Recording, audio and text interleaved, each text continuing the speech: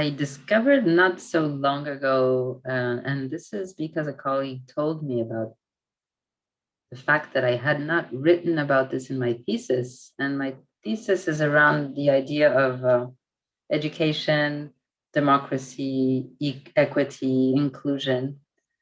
And he told me, "You're so much about democracy, and you haven't really written how it is part of your epistemology, how it's really part of how you're viewing the world." He actually used the word ontology. And so I was thinking, how can I bring this? And when you're asking this question, it makes me think. My father was a political refugee from Haiti, and so he had to leave everything from one day to another to save his life and save the life of his family. And that's why I was not born in Haiti. I was born in France and then moved to the US. But it is true that at the age of 4, I knew what a dictator was, and I could give a definition of what a dictator was. And I found that to be quite foundational in the choices that I've made in my life and what I'm doing um, professionally and also in terms of activism, because a lot of what I do professionally and what I do as someone who is striving for change through other um, collaborations other than professional are linked really to this feeling of justice and democracy. So I would say that's really the frame of what I'm doing. And right now I'm very involved in education and quite fascinated at the power of conversation for learning. So I'm spending a lot of energy on developing more knowledge on that issue, different types of conversation, and looking at what are the conditions of a conversation for a conversation to be a learning conversation. So something that can jumpstart some transformation or small changes to transformations, let's say.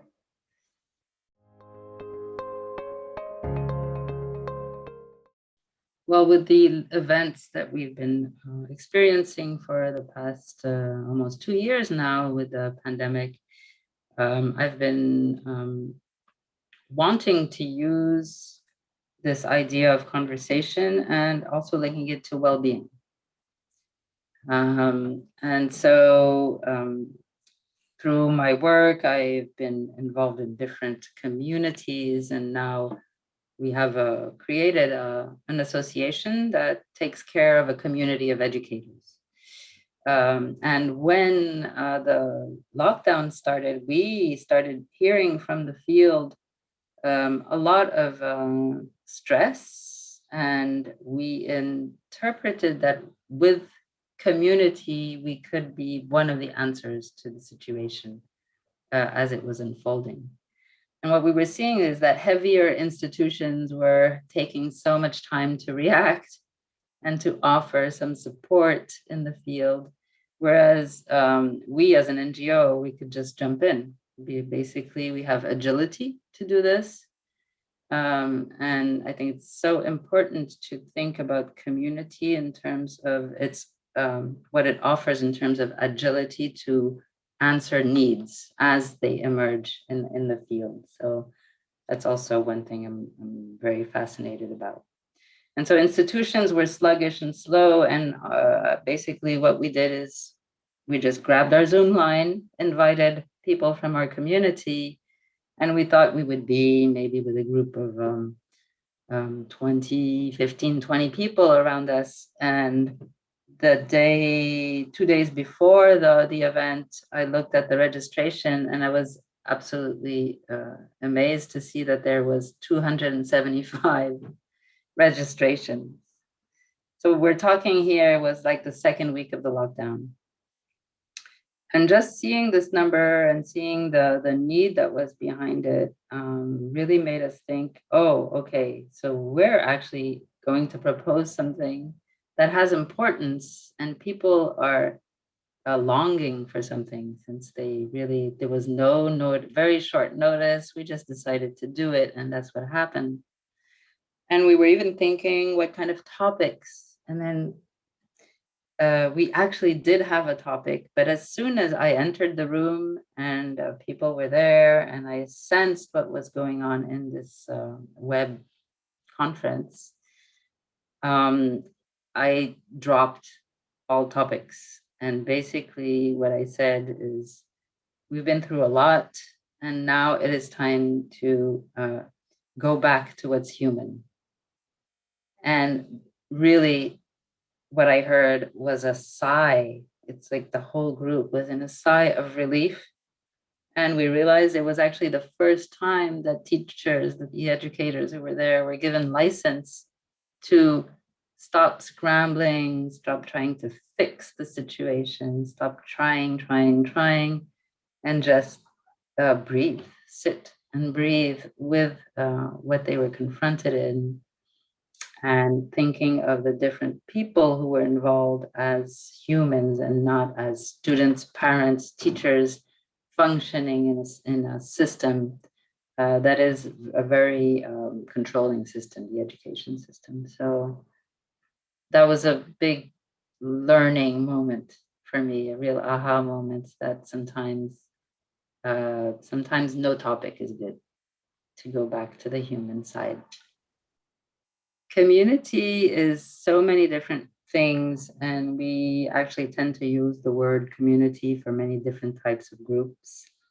I think I'm a bit maybe more regarding as to what qualifies as community. And I would say that it's connections that allow people to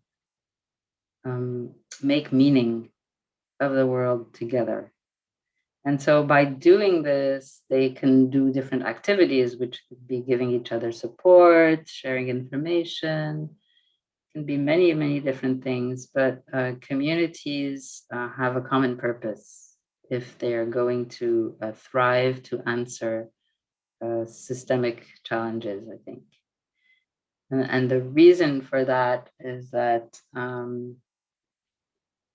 by having a common purpose like this, then it opens a space for people to engage together along their own terms, basically. And because the values that they have are at the center of why they are together in the community, the alignment of their different actions is so much easier, because they are actually aligning what they're doing to the values that they're sharing within this community. So that's the other aspect. To have a real learning community, you need this, what I call ethos. So it's a set of values and a culture that is developed and that is made visible. Because in all groups, you have a culture, but not all groups spend time speaking to each other and observing and understanding what is going on in the interactions between people, to be able to really point to this, making visible the culture that is being developed through the work of the community. So these are some of the conditions that I see for a community to do deep work together. And it doesn't have to be a big group. Small communities often do very powerful work. I've seen that many times. The web meetings that we started in 2020, we developed it then as a practice. And now we're conducting web labs, and we want to continue doing that because they respond to the teacher's need. Maybe it would be nice to say what these needs were. What were they experiencing in this situation? So I was saying is really around well-being. We were as much around teacher well-being as student well-being. And many of the conversations that I found the most powerful are very often intergenerational. especially in a space where people care about each other. And so if you have this mix of the care and the intergenerational, it opens up a lot of perspectives, because then people are safe enough to tell what their experiences are, and you have a real big variety of of um, hmm, of how people sense what is happening in the society around them. So a child or a young youth is not going to see the same things as an adult. And in our meetings, we have grandparents too. So the elder, I think, is almost 80, comes to the meeting. They will also have more perspectives with things that happened in the past. So intergenerational meetings are extremely powerful as learning environments to converse in. What teachers were experiencing is, first of all, the question of uncertainty. And I would say uncertainty and overwhelm was describing most of what the teachers were experiencing then. And what we were getting from the field is that they were under many different types of pressure. For example, with uncertainty that came with the lockdowns, not being sure what was going to happen the next day. I'm talking about lockdowns more than pandemic, because I'm really talking about what was happening in a community of educators in the system of education. So that's really what I'm centering on. And the reactions to uncertainty and overwhelm were very clear. So I'm going to talk about different models, for example, but we know that fear of the unknown is possibly the most fundamental fear that humans have, and it has had a role in our evolution. Fear allows us to protect ourselves, so it's there for a reason in an evolutionary perspective. But we're also socialized from very young to be able to expect what's going to happen next. And so when you're plunged into a situation where you can never know what is next, and I don't know how it was in the US, I'm in Europe, and the institution took so much time to find a way to deal with it that the teachers would have different instructions almost every week. Okay, you're bringing everything online. No, no, no, you can't do that. So now you're going to take half of your class and you're going to do this and half this. And they would prepare with what they were told, and then it would change again. So there was a very big increase of workload, increase in all sorts of demands. So in a normal time, for example, some studies have looked at educators, and they say that in a day, a normal day of a teacher, this person can be involved in more than 1,000 interactions. So it's a very demanding profession already, but when you're in a situation of complete uncertainty like this, it becomes very quickly overwhelming.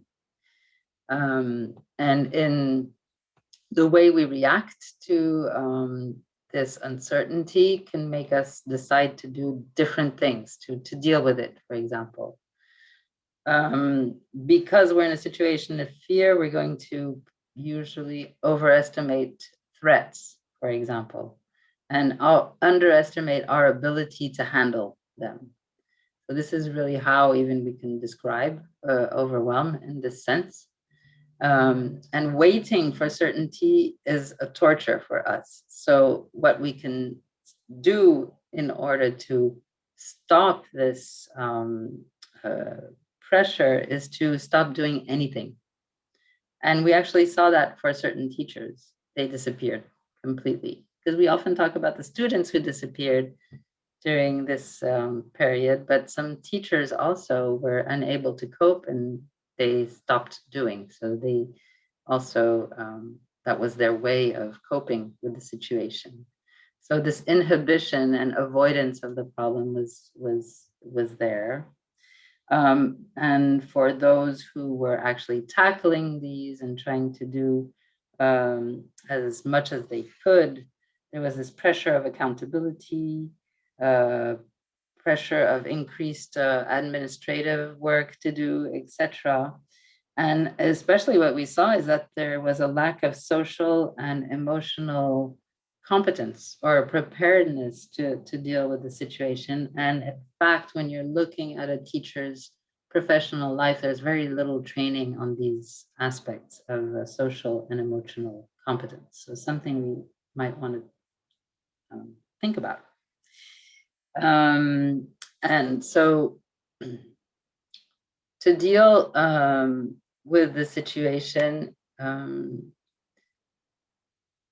I think the community is something that can help people to develop deeper understandings of what they're experiencing first, and not always jumping to, oh, what are the solutions we can find and how can we fix this? But just the fact of putting your experience there as something that is valuable as such, and sitting with your feelings, and acknowledging, recognizing in yourself and in the other this human aspect that we tend to always push aside, especially in situations of a crisis. So they were there with students who sometimes were at the lessons, some disappearing, some turning their cameras, some were very stressed at not seeing their students while talking to them and doing courses, concerned about students, about parents, but also about colleagues who they were concerned about and were struggling sometimes more than them. And the issue of democracy there was so plain to see, because the most fragile of us were the first to fall in this situation.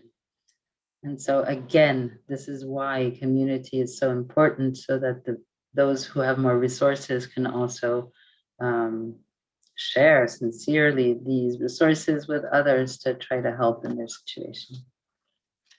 There is also, so this is what we saw in the beginning.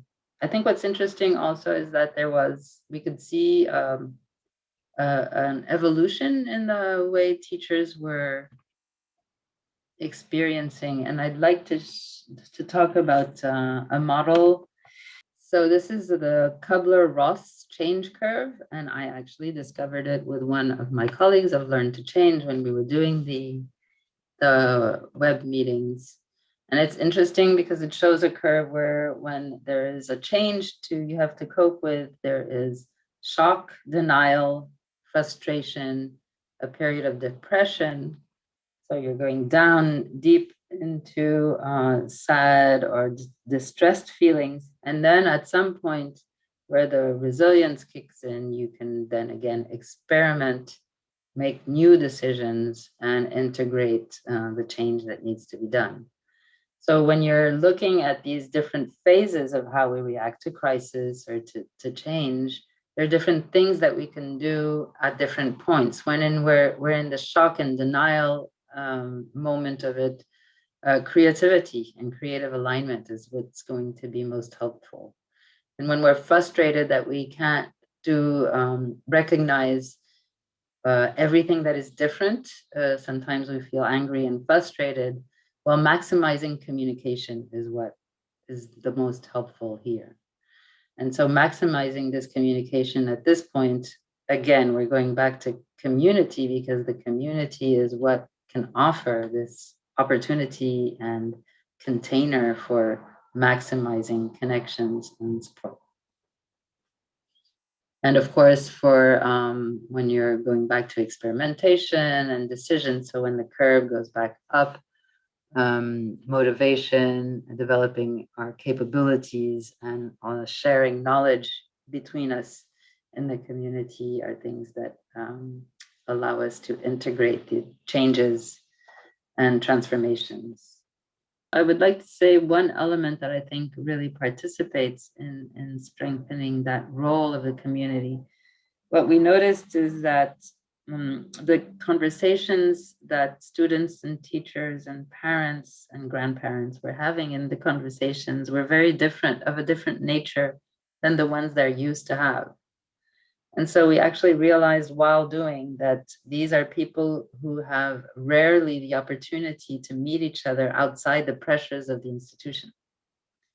Parents are always worried that their kids are going to do well in school, that they're going to have good marks, etc. The kids are worried that they will have good marks, that they can follow, that they'll be socially integrated. Teachers worry about their job and how they're bringing learning to their students, etc. And then you take a community that can create a space where the same people can talk to each other just about what it is to be human together in this community that they're in, which is the school community or the wider community, and speaking to each other outside of these pressures. You see that the words, the communications that come out are extremely different. And it creates space for mutual understandings that are difficult to have within the pressures, because the pressures carry this trauma that we're basically is built in built in the institutional processes, and then bring this trauma in the relationships, because the relationships are shaped by the institutional frame. So when it was not only powerful because of the intergenerational aspect, because we were bringing the human to the center, but also that people were able to speak outside of the usual pressures that they're under. Oftentimes is when we change these conditions that we actually recognize and see what the conditions were doing to our former relationship before the change. Oftentimes we are enacting trauma in our relationships through violent behaviors or disrespect or different attitudes that we impose on each other. But when we make some changes and we see that these changes are actually creating new words to tell each other, new ways of speaking and recognizing each other, suddenly we see that beforehand there were conditions that were impacting negatively our communication, and that changing something in there allows you to really flip to another type of communication. So that's very powerful. What can we do to help ourselves and each other? And I will use here Professor Seligman's model, which is PERMA. And it shows the different circles that need to be nourished for us to experience well-being in a more holistic way. So there's a question of experiencing positive emotions, which helps to lower stress, for example, and dealing with the feeling of overwhelm. Engagement gives us confidence and creativity to do things with people, to develop with others, etc. Relationships are what connects us to the other and to a community in which we can feel belonging, in which we have a sense of being also held by others. And there's meaning. So I was really wanting to insist on that idea of meaning, and I'll come back to it. In this model, there's also accomplishment and, of course, health. And these different circles together compose an environment that makes us feel well. And I'm going to look at this aspect of meaning, because this is really something also that I've seen through our work with educators. As we were giving them license to go back and bring the human back to the center. So that means very specific things. It means that you have to go slower. You can't do that by going fast as usual. It means that keeping things simple will allow you to have your attention not on the complexity of what you're trying to do, but on the complexity of what people are bringing into the conversation or to the space. So your attention to complexity is shifting to other types of complexity there.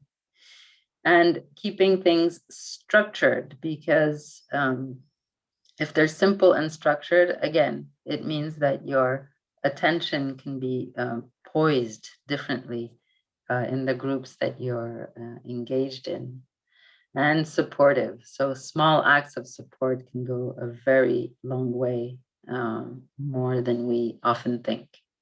And then this idea of sense making, and that's where the meaning is so important. So what I heard, for example, from teachers to whom we were saying, go slow, stop, go bring the human back in the center, came back to us saying, this has completely changed my relationship with my students. And now they're able to understand me and I'm able to understand them. And it has changed the learning relationship that we have together. And they're basically saying, I'll never go back. So this was a traumatic situation with the lockdowns, etc., which pushed them to do things differently. And these little things that they did differently actually changed something as big as their relationship to the students, and discovering more about the internal life of their students to which they had no access to before.